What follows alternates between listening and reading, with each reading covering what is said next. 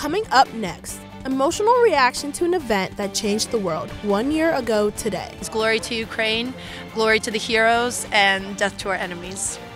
Plus, emergency crews get ready for a potentially dangerous drinking weekend in State College. We've ran anywhere from 40 to 60 calls. And big changes may be coming to Penn State's Beaver Stadium. The Center County Report starts now.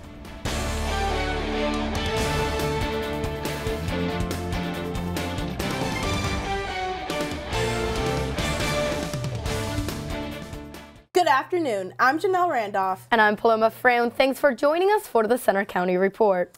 Our top story today marks the 1-year anniversary of Russia's Ukraine invasion and the start of a long and deadly war. The fighting has killed thousands and left Europe with a growing sense of fear and uncertainty. Reporter Isabella Leahy is here in our studio with more. Isabella? Janelle, 1 year later, the war in Ukraine shows no signs of ending. President Biden visited Ukraine this week and promised another $500 million in U.S. aid. That's on top of the $112 billion approved last year. Meantime, the far-reaching effects of the war have stretched around the world, including 5,000 miles away here in central Pennsylvania. Today marks 1 year since bombs began dropping and missile strikes started pummeling Ukraine after Russia's invasion there.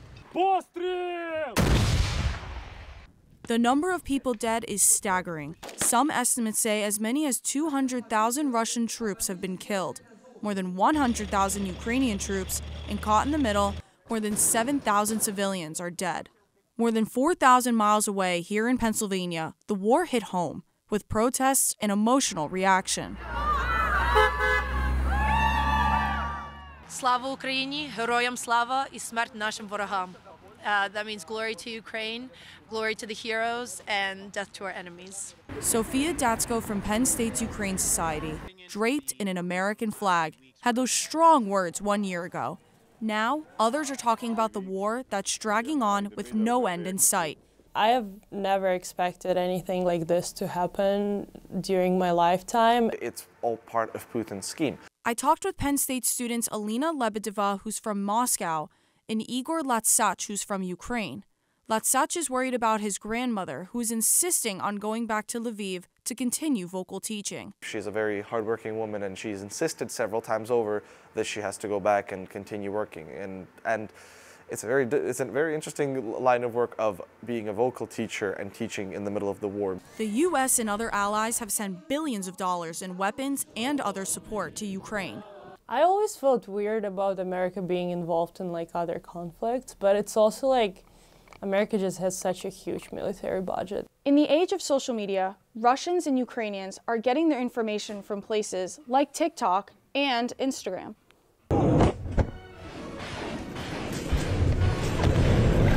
And that's helped bring more awareness to Pennsylvania communities and a willingness to help. It's great to see that it's still in the news, and it's great to see that it's still being covered almost everywhere. Penn State's Ukraine Society offers support to those touched by the war and keeps a close eye on those fleeing the country. We had several people from Ukraine who had to unfortunately leave come to State College, either as covering professors or some as just residents who live here now. Latsach and Lebedeva both hope for eventual peace back home, but until then, they'll both offer support to their families, friends, and home countries. For Latsach, that phrase used 1 year ago at a Penn State protest still rings true. Slava Ukraini, and then the response is Heroyam Slava, translating to glory to Ukraine, and the other part translates to glory to its heroes. Penn State's Ukraine Society is planning an event tonight to mark the 1 year anniversary and remember those who have died in the war. It's set for 6:30 p.m. at the Allen Street Gates in State College. Thanks, Isabella. The oldest U.S. president, Jimmy Carter, is now in hospice care at 98 years old. The 39th president has a close connection with central Pennsylvania. Carter used to travel here to go fly fishing at Spruce Creek, a stretch of water in Blair County between State College and Altoona. He was a member of a club there and made regular visits to enjoy one of the nation's top fly fishing spots.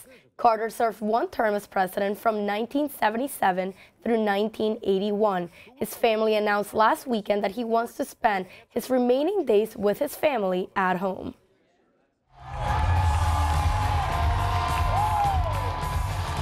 Pennsylvania U.S. Senator John Fetterman remains in the hospital today as he gets treatment for clinical depression. The 53-year-old checked himself into Walter Reed National Medical Center in Bethesda, Maryland last week. He's expected to stay there for 3 weeks.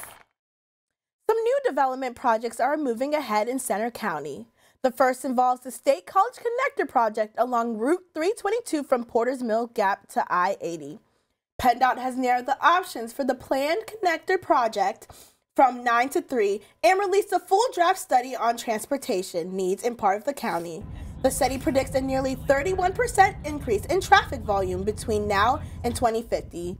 The new project's goal is to improve the connection from the Seven Mountains area of Route 322 into the State College area and Interstates 99 and 80. Public review and comment is open until March 19th. And Penn State's Board of Trustees has approved the purchase of a 20-acre property in Benner Township for $2.3 million. It'll be used by the College of Agricultural Sciences, and it's home to a commercial plant breeding company and contains a 25,000 square foot greenhouse. And another major Penn State project may be moving ahead soon, the renovation of Beaver Stadium. Alexis Yoder has that story. Beaver Stadium, home of the Nittany Lions. It's the 4th largest stadium by capacity in the world. But big changes may be in the works. Just last week, Penn State announced plans to upgrade the 63-year-old facility in the form of a multi-phase renovation rather than building a new stadium. Many say the upgrades are badly needed. Not enough has been done to keep the stadium up to date. We have our tickets printed because my phone, I have trouble with my tickets, mobile ticketing. The stadium has hosted non-football events, including a Blake Shelton concert in 2017 and the Penn State Sports Business Conference since 2018. Now, with a changing college football playoff landscape, there's also a possibility of playoff games here in the years to come. To me, the college football playoff piece of this is the most important part on the timeline. I think the infrastructure is the main thing. Plumbing and wiring and winterizing. Based on its press release, Penn State values its fan base and wants to give it the best game day experience possible. While a financial projection for the renovations wasn't shared in the release, the price for such renovations won't be cheap. University President Neely Bendapudi says the project will not be funded by tuition or education dollars. So where will the money come from? Tremendous television contract for the next 10 years, I think it is. There can be some money, I think, found in that. How much the state will be able to fund is a good question. Because people, I think, also are going to be more inclined to give once they actually know what's happening and what's the plan. Renovation plans must still be finalized, then presented to and approved by Penn State's Board of Trustees. In University Park, I'm Alexis Yoder for the Center County Report. Penn State's announcement was short on details. It did not include financial projections or a timeline. It's been a year since the federal government began enforcing a requirement that healthcare workers be vaccinated against COVID. Since then, inspectors have cited more than 700 nursing homes and 110 hospitals for violations, according to the Associated Press, and Pennsylvania is high on the list.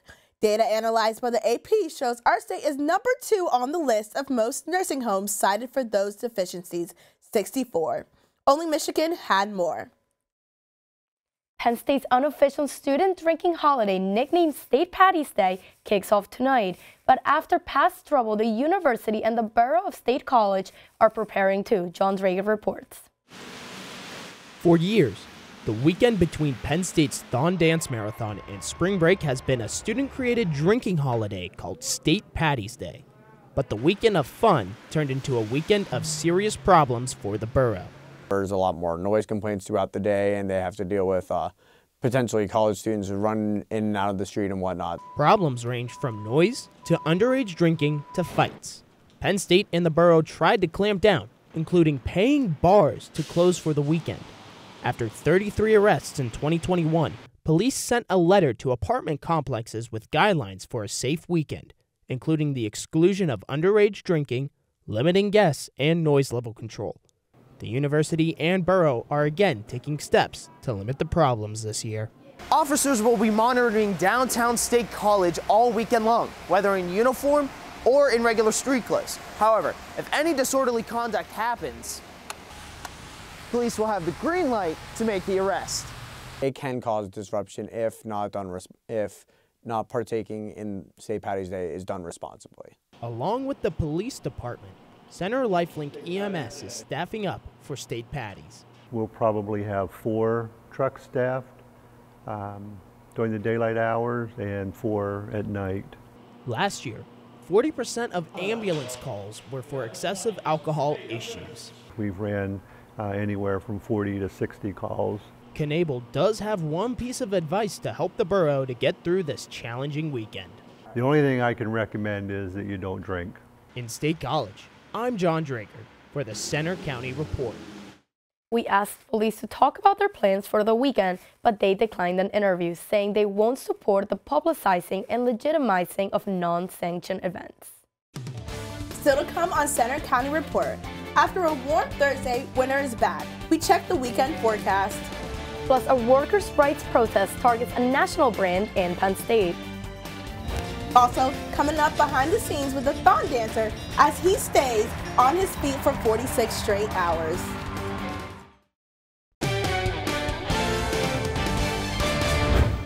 A Penn State student group is holding a rally this afternoon in a new protest against Nike and the university. It involves accusations Nike uses sweatshops and child labor in Thailand. Hannah Markovich is in State College with more. Hannah? Hey Paloma, I am currently here on the outskirts of Penn State's campus, right along State College downtown, where in just about an hour, student advocates for labor workers' rights are coming together here right behind me at Allen Street gates to take a stand against Penn State's deal with the Nike brand. Now, I was able to talk to some of these student advocates this week. Let's take a look at what they had to say. National apparel brand Nike has been at the center of controversy since the 90s, with allegations that Nike uses sweatshops and child labor in its overseas operations. It hits home for Penn State student Emily Hashem because the university has a long-standing brand deal with Nike. It makes me feel a little bit cheated because I know Penn State knows about this, and I know they realize how important it is to have the gear for all of the fans and all of the students. A student group planning a protest today in State College has spent days making signs for the event. Protesters are calling on President Ben Deputy to officially cancel Penn State's deal with the Nike brand, especially making clothes such as this Nike Penn State hoodie right here. Now, protesters are telling me there's a lot to prepare for going into this rally. I just want to see Penn State kind of maintain its values that it has, and when it comes to justice, equity, fairness, all those kinds of things. In a statement to the Center County Report, Penn State said, "We take seriously any reports of violations in apparel manufacturing and of worker rights and have been carefully monitoring the situation." Nike said it conducted an independent surprise investigation at the factory but found no evidence of coercion or retaliation against workers. Reporting in University Park, I'm Hannah Markovich for the Center County Report. Again, the rally starts at 1:30 and it's going to end on Old Main. But now back to you at the news desk. Thanks, Hannah. Also at Penn State, it was a record fundraising year for the Thon Dance Marathon. Lots of work went into the event, including dancers challenging themselves for 46 straight hours. One of them was our reporter, Dugan Lloyd. Thousands of people turned out at the Bryce Jordan Center last weekend for Penn State's Thon. 700 were dancers, including me. I had the opportunity to spend 46 hours on my feet for this event, which raises millions for cancer research and patient support. Put in a lot of work the past 2 years for my organization, and so coming in here was kind of just like, I've already done all this, so I might as well, finish it out strong. After walking into the arena, dancers stashed their bags in a small storage area before hitting the floor to stretch and rest before the dance marathon begins. At 6 p.m. Friday, dancers rise to their feet with anxious excitement. They take advantage of water, Gatorade, meals, and snacks for fuel, as well as concerts, cards, and games for the mind. Once an hour, a line dance gets everyone moving. Many also rely on their own remedies to stay fresh. Stretching almost like every 30 minutes, always moving my feet as I'm standing. Being with my friends is really helpful, like playing cards, using tennis balls and everything. Really helps to stay loose. While stretching and tennis balls might do the trick in the short term, each dancer here has one driving force keeping them moving. My motivation is just trying to help all the families and kids that need the support. You know, they go through really tough times, so the least that we can do, we live such blessed lives where we kind of give back and go through some hard times and hopefully one day celebrate with them. I can't go through what they went through, so I can go through this for them. Saturday night into Sunday morning, just about every dancer hits a wall as they fight to stay awake. If you make it through the so-called graveyard hours, the Final Four flies by in an emotional blur where you hear about families' battles with cancer. While sitting down is a triumphant feeling, there's a strong anticipation for the total fundraising reveal, which this year is a record-breaking $15 million. In University Park, I'm a very exhausted Dugan Lloyd for the Center County Report.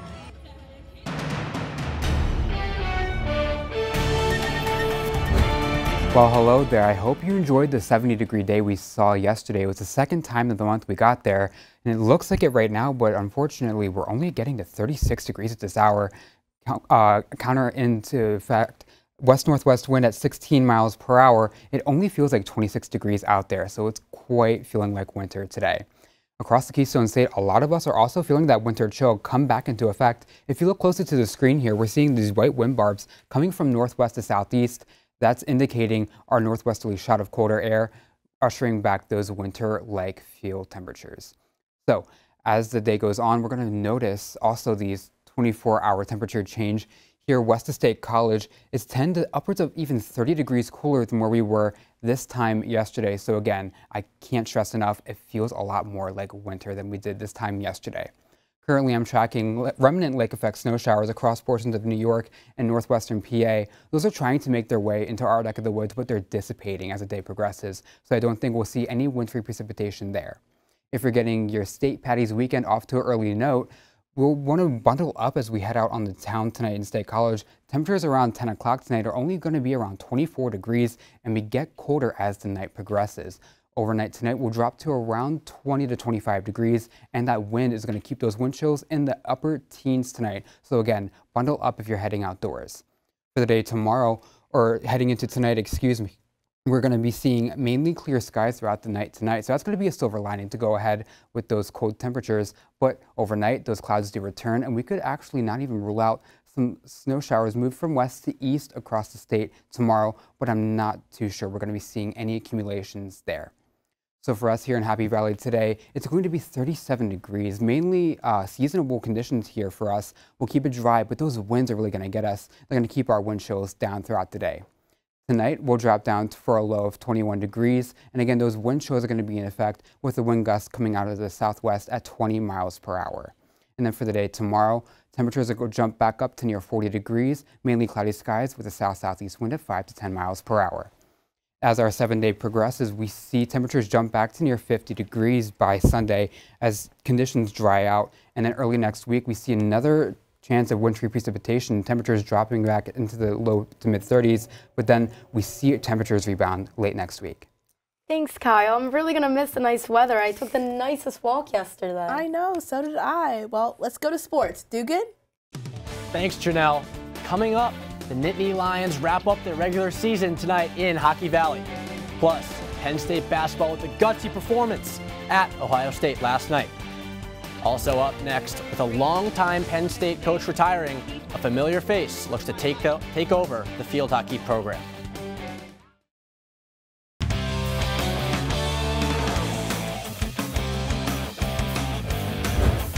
I'm Dugan Lloyd with sports. On the ice, Penn State men's hockey is hosting Wisconsin this weekend as the Nittany Lions wrap up their regular season. The blue and white have swept the Badgers in 2 straight series, last January and then again this October. It's been a rough skid for the Lions in the second half, but after a season of conference play, Coach Guy Godowski says both teams are playing at a higher level than they were a few months ago. Yeah, I mean, obviously they're much improved, and I'd like to think so are we. It's a matter of who can play their game the best, and it's always that way, you know. It's always that way. The Nittany Lions lost their last game to top-ranked Minnesota in overtime and hope to rebound tonight and tomorrow. On the hardwood, Nittany Lions basketball is heading into the last week of their regular season, and they're riding the hot hand of one star player. Coming up off a National Player of the Week recognition, Jalen Pickett posted 23 points along with 4 assists in the team's win last night over Ohio State in Columbus. The game came down to the buzzer with a 4-point margin deciding the win. After 3 straight victories, they still have their eyes on making the big dance. It's not March yet. Selection Sunday has not come up yet, so just 1-0. Just trying to go, keep doing my best, keep getting wins, build the resume, and hopefully we can get there. The Lions' next game is Sunday, where they will host Rutgers. As a legendary Penn State coach heads into retirement, one of her longtime assistants is set to take over the field hockey team. Reporter Gabe Angieri has more on the passing of the torch. After leading Penn State field hockey to 541 wins, Char Marette-Curtis is retiring after 36 years as head coach. Char's an icon of Penn State. When you tell the story of Penn State athletics, Char's on page 1. Of how do you capture a legend, right? For 36 years, Char has been synonymous with Penn State field hockey. Who better to replace her than someone who's played for her and has been working by her side for nearly 30 years? Lisa Brvinchak-Love, or LB to her peers, was hired to take over after serving on the coaching staff since 1994. I've been telling people, for the last week, there's nobody in this country that cares more about this program and knows it more deeply than LB. Plus, her husband works in Penn State athletics and her daughter, Kelsey, is currently on the field hockey team. It's those ties, along with her relationship with Marette-Curtis, that has kept Brvinchak-Love here in Happy Valley for so long. I bleed blue and white, and it's been a great experience. And, I've been coaching with Char, who's been incredible. It's been an incredible journey for the two of us. I love her. Marette-Curtis is confident in her ability to keep the program at a high level. I just believe that she is going to be that mentor, that role model, that coach, that decision maker that's going to keep this program going in a forward positive direction. When the fall season rolls around, Marette-Curtis will surely be watching from the stands. Reporting in University Park, I'm Gabe Angieri for the Center County Report. Although Marette-Curtis won't be on the field anymore, she's sticking with Penn State athletics in an advisory role. And Penn State women's lacrosse is getting ready to face Arizona State this afternoon in Panzer Stadium. The team is off to a hot start, winning its first 3 matches of the season. The Nittany Lions beat Duquesne 19-5 on Tuesday, where season Megan Murray scored her 3rd hat trick of her career. That's all for sports. Now back to you guys at the desk. Thanks, Dugan. A local distiller has a chance to showcase her talents on national TV. Meet her after the break. A local distiller is appearing on a national reality TV show after a random Facebook message from a year ago. The head distiller at Barrel 21 in-state college is appearing on Moonshiner's Master Distiller on Discovery Channel. Erica Unruh has been distilling spirits for years and brought her talents to State College 4 years ago. A self-proclaimed introvert, the show forced her to come out of her comfort zone. I think my biggest takeaway is just that, we can do hard things. So this is something that I never thought that I would be doing, is going on a show and competing against others to make a spirit on national TV. The air date of the show isn't known yet, but Unruh says it should be on air in the next 2 months.